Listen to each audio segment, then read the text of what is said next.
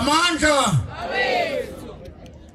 Mangicele ngenze ebethwa ngikwenze. Thina ke madoda asikhumuleni iqoko. Ngiyathandaza.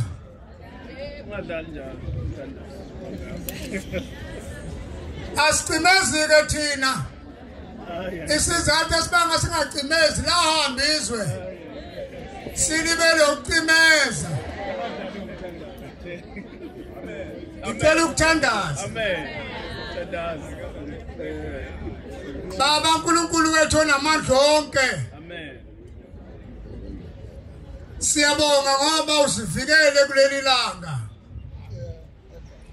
Siyabonga ngoba size safika la ebesifuna ukufika khona. uNkulunkulu wethu ingane zethu iphelile. Ziqethwa upoison ezunikwa yilabo 17 othalala abantu bakababa. Wena uNkulunkulu wathi masinawe sinento zonke. Namanje sibuyela kuwena. Siyabonga komama ukuba uNkulunkulu ithuba belivuma. Bengizothi viva Women's League, viva! Viva! Sesisho uNkulunkulu oQueen baseLondon. Siyabonga uNkulunkulu wethu. Sibonga namaphoyisa ethu asihloniphe. Vele baba ukuthi silawo madoda ongelekethane. Sizothi siyabonga iprogram yethu ayiqhubeke. Kodwa emalokishini sigade ingane zethu. Sizivikele kulabantu bokufika. Siyabona ukuthi babebulala iyouth. uNkulunkulu wethu babebulala abantu bokugcina. Abaqali ke manje bafika nerebooster neshwamu abayithanda omakaenzo yeha. uNkulunkulu wethu bakhuzo omakaenzo. Abayeke ukuthi amarebooster ngoba anciphisa insuku zabo. Nalezi shimanake la uNkulunkulu uyinika abalingani singahambi zodwa sihambe nga2 by 2 khona yonke into emkhontweni. Amen.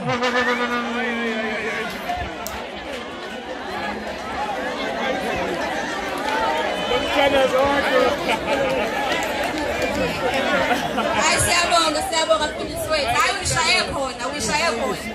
Hayi nizweleke ukuthi hayi lekhontweni siphethe yonke into. Bengizocela ke ukuthi samukele iYouth League ukuthi bazosinikeza nje imessage of support. Bengisacela ukuthi sihanjole ngisho na iprovince yeYouth League. Ngicela sishaye izandla ama comrade. Bengisacela ukuthi uluntu uMaxegwane, honorable Luntu Maxegwane osiphethe lapha eParliament ngolusha. Sicela sondela azosinikeza imessage of support my comrade.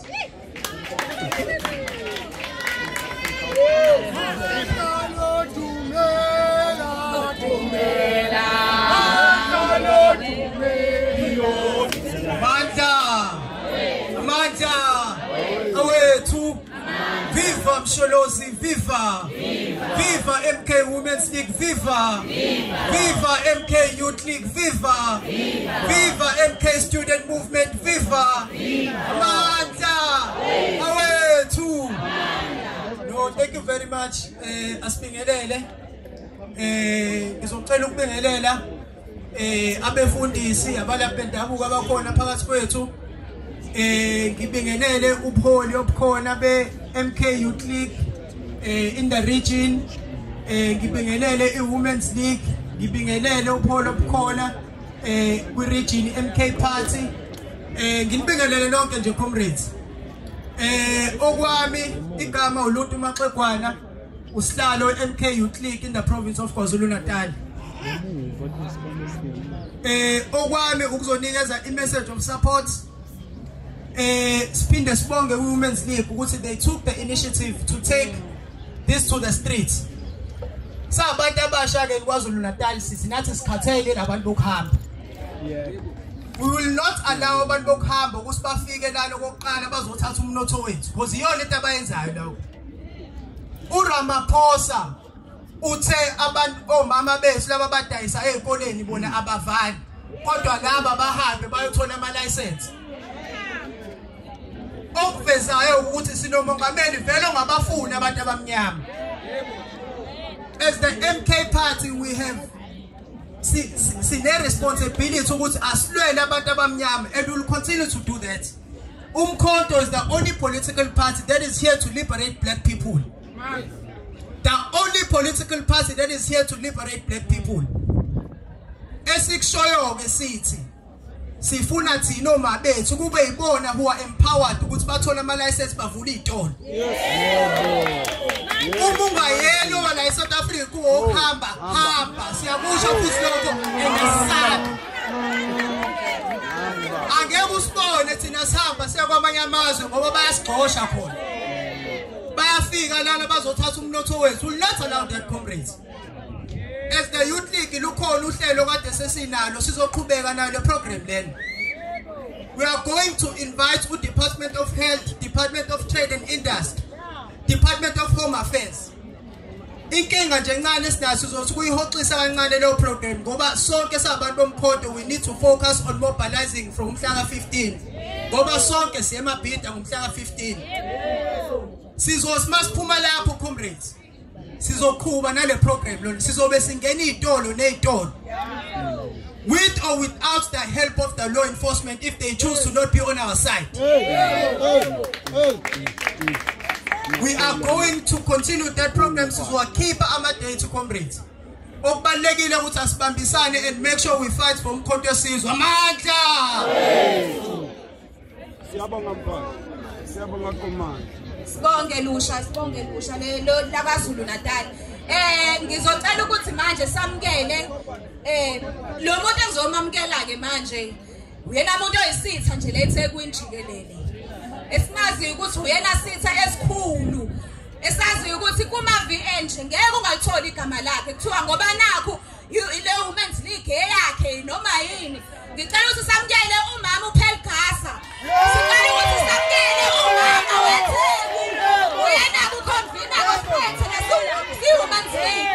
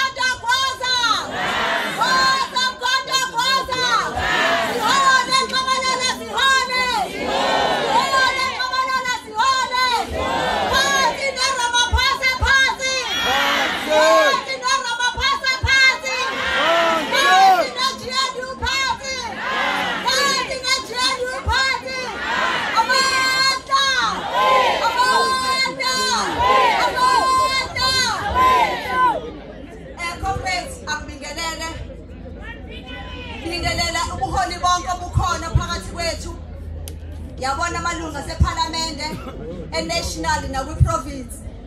Ngibingelela inhlaka zonke zomkhonto wesizwe party. Nabefundisi noBishop abakhona. Sibingelela nobaba abangeyona iWomen's League kodwa sinabo. Amandla. Siyathanda. Uthe uBishop obela kuzoba u2x2 hayi cha ingathi uzoba khona phela u2x2 mangabe nisithanda kanje hayi kuzoba no2x2 my comrades, we are not going to waste time. Lo mina nokhulumayo comrade uPhel Gasa obanjisiwe kwesikhashana ukuba uconvener waseThekwini region kwiWomen's League. Siyasa decide ukwenza le march ngoba sesikhathele sibona izingane zethu day in and day out ziyafa and uma sesithola ukuthi zibulawa yini ikhosi ukudla bakuthenge uMaspaza shops. Comrades, angiyenze le disclaimer phambi kwenu. Ngiyisoja lomkhonto wesizwe elitrainwe in exile.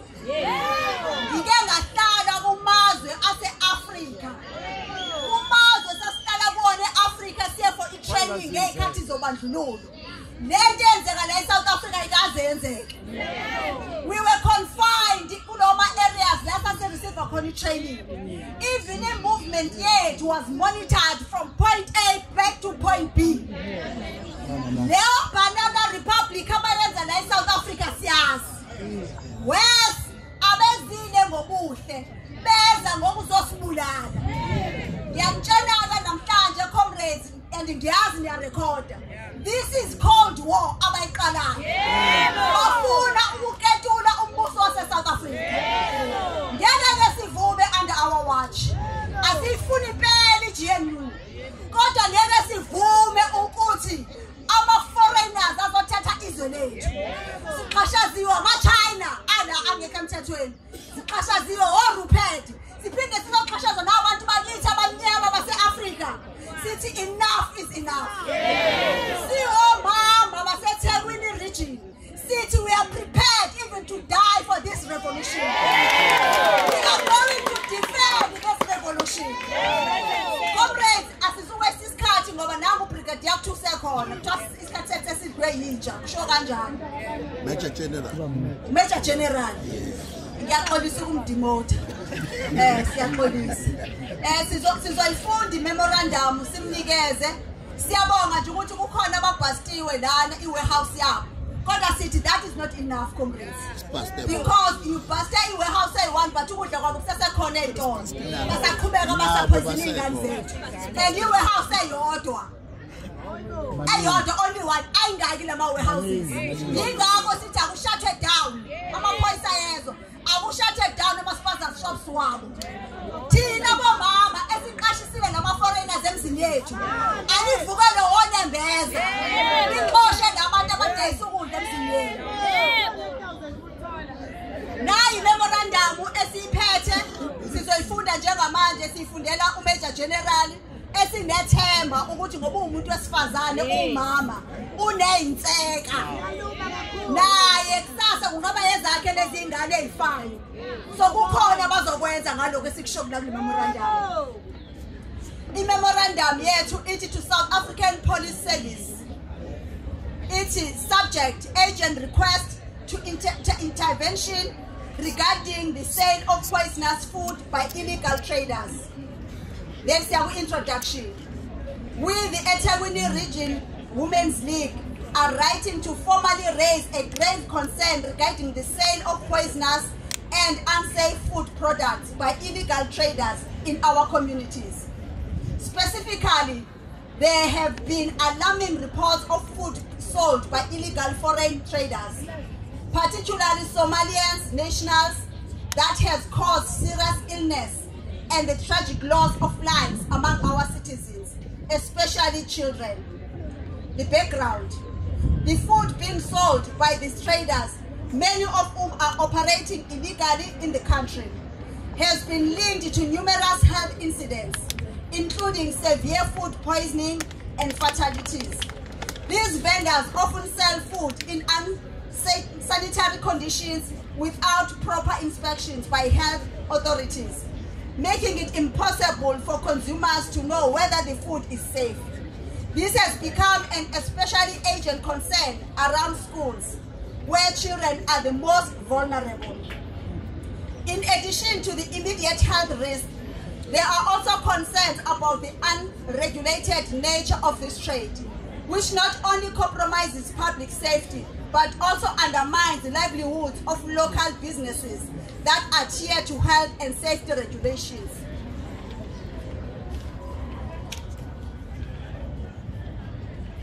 Now, sesizama demands. Demand yethu yokuqala ithi immediate investigation and action. We demand that the South African Police Service and the Municipality Health Inspectorate immediately investigate the activities of these illegal traders and take swift action to remove any individual involved in the manufacturing and selling of poisonous food. Closure of unsafe establishment. That is number 2. We call for the closure of all shops, depots, and food outlets that are selling unsafe, uninspected, and harmful food products. This includes specifically the so-called depot Pakistan traders who are operating without permits and engaging in the sale of dangerous goods. Point 3. Stronger enforcement of health and safety regulations. We urge the Municipality Health Inspectorate to step up its effort to ensure food sold to the public meets the necessary safety standards. This includes regular inspections, particularly in areas with a high concentration of illegal traders. Point 4. Deportation of illegal foreign nationals. We demand that those operating in violation of the law, particularly those illegal residing in South Africa, be detained and deported in accordance with immigration law. This will help curb the illegal trade of harmful food products and prevent further loss of life. Point 5. These traders are circumventing health regulations and selling poisonous food, often under misleading labels or false expiry dates. Point 6.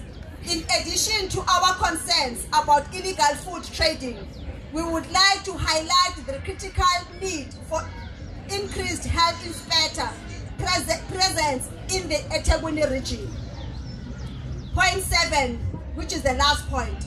We request that the relevant health authorities allocate more resources to conduct regular inspections and ensure that food products are not only within the expiry date, but also safe for consumption. There have been numerous instances where products appear to be within their expiry date on the label, yet inside the packaging, they contain harmful substances. A more robust system of inspection is necessary to safeguard public health and prevent further harm. In conclusion, comrades, the safety of our children and citizens is our highest priority.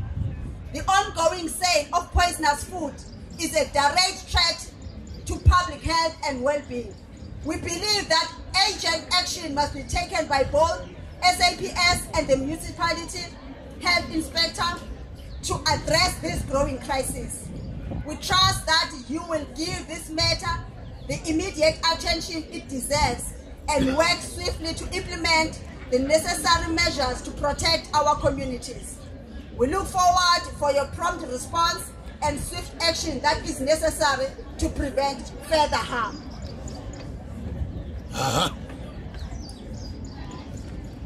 Sincerely,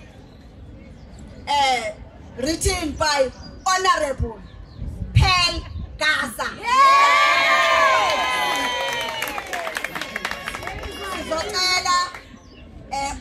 Major General asondele azosayinela ukuthi uyitholile